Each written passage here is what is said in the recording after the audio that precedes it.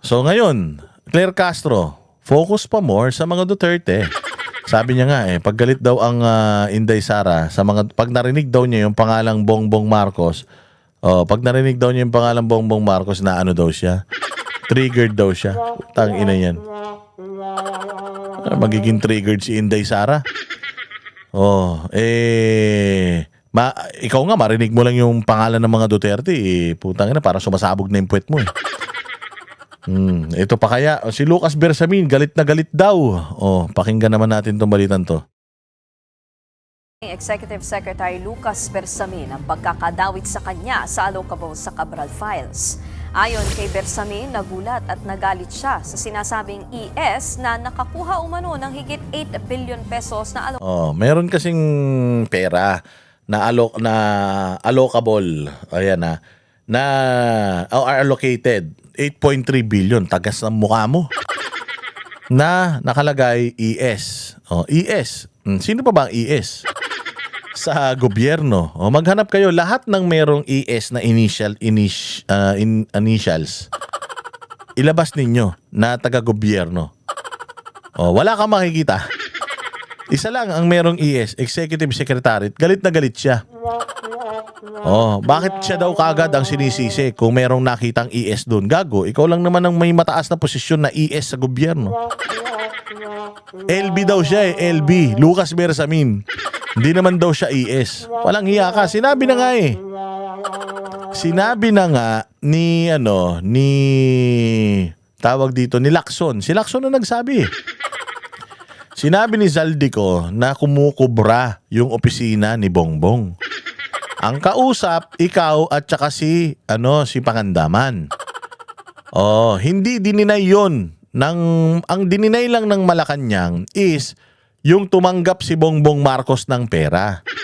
Yun lang ang dininay ni Bongbong. Ang hindi niya dininay is yung pakikipag-usap mo at ni Pangandaman pag uutos mo kay Zaldico na magpasok nung pera, 100 billion at yung komisyon na 25 billion doon sa 100 billion na yun.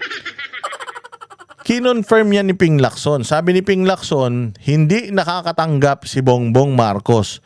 Sa level lang ni Bersamin, ni Pangandaman at nung dalawa, si Trigive Olivar at saka yung Bersamin na kamag-anak din nito. Sila lang daw yung nakinabang doon sa pera na sinasabi ni Zaldico na pinapayola niya. Ikaw yun Lumabas yung pangalan mo doon pa lang kay Zaldico, lumabas na yung pangalan mo So kung may lumabas na ES dito sa Cabral Files, ikaw yun. Nagko-corroborate yung Cabral Files at saka yung sinasabi ni Zaldico at kinonfirm yan ni Ping Lacson ng Senado na Blue Ribbon Committee Chairman. Kinonfirm niya na ikaw at si Pangandaman ang tumatanggap ng pera, hindi nakakarating kay Bongbong. Iniistapa nyo. Yun ang kay Lacson. So paano mong i-deny ito, sir? Allocables sa 2025 budget. Ang allocables ang inilalaan na pondo ng DPWH para sa infrastructure projects sa bawat distrito. Itinanggi ni Bersamin na nag-request o nag-aproba siya ng DPWH project o budget allocation. Hindi niya rin daw inutusan ng sino man na gamitin ang kanyang pangalan o dating opisina para rito. Naunang sinabi ni Senate Blue Ribbon Committee Chairman Ping Lacson na 5 miyembro ng gabinete ang may bilyong-bilyong pisong allocables sa 2025 national budget. At base raw yan sa mga dokumento ni dating DPWH Undersecretary Catalina Cabral.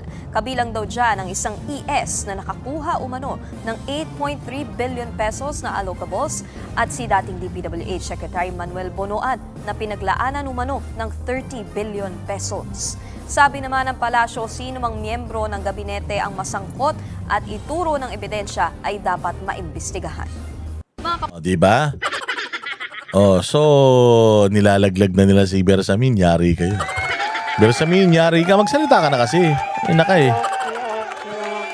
Maghahanap yan sila Bongbong. Maghahanap yan sila ng talagang pwedeng idiin na malapit sa kanila. Puwera yung anak tsaka yung pinsan niya. Kaya kung ako sa Bersamin, magsalita ka na. Walang yan, walang ibang tao kundi ikaw yan. Ikaw lang naman ang ES na pwedeng mag-utos sa mga congressman. Ikaw lang naman ES pwedeng mag-utos sa DPWH. Oh, sino yung ES na yan? Nako, Diyos ko po. Abangan natin ang susunod na kabanata tungkol dyan sa Cabral Files na yan. Magkita-kita tayo ulit mga bossing sa ating susunod na vlog. I-discuss natin yung iba pang mga detalye patungkol dyan sa Cabral Files. Mamaya mag-speech yata si Leviste. Lalahad niya na yata yung kanyang mga nalalaman tungkol dyan sa Cabral Files na yan. Mabuhay ang Bayang Pilipinas. Magandang araw sa inyo lahat. Kami ang boses ng masa, hindi natatakot. Katotohanan lang, di kami nalulunod. Walang bahid ng sismis, lahat ay totoo. Kahit sino ka pa, pag mali ka babanatan ka. Walang pinipili kulay, wala kaming kinikilingan.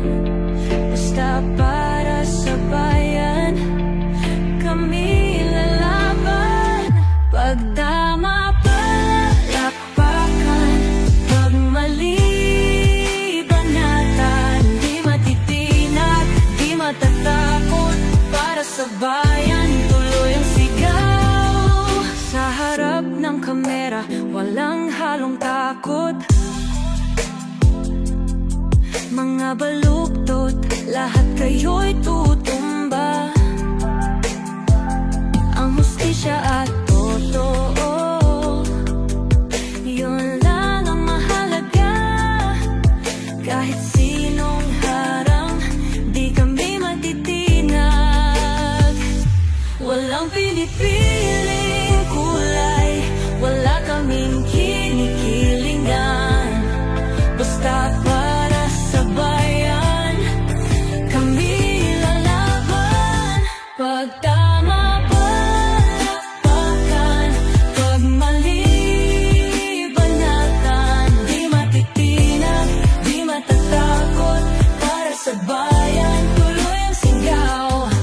Kung nasa tama ka, ikaw ay aming kasama. Pero pag mali ka, handa ka na bang mabasag? Banateros kami, walang inuunan.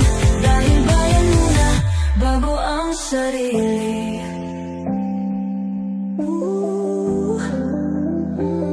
Bago ang sarili.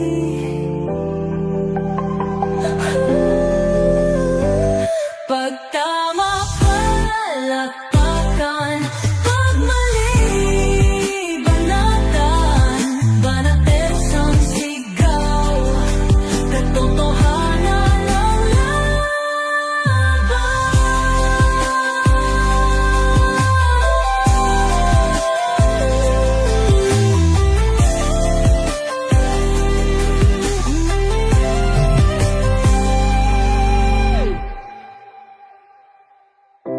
Sa harap ng kamera, wala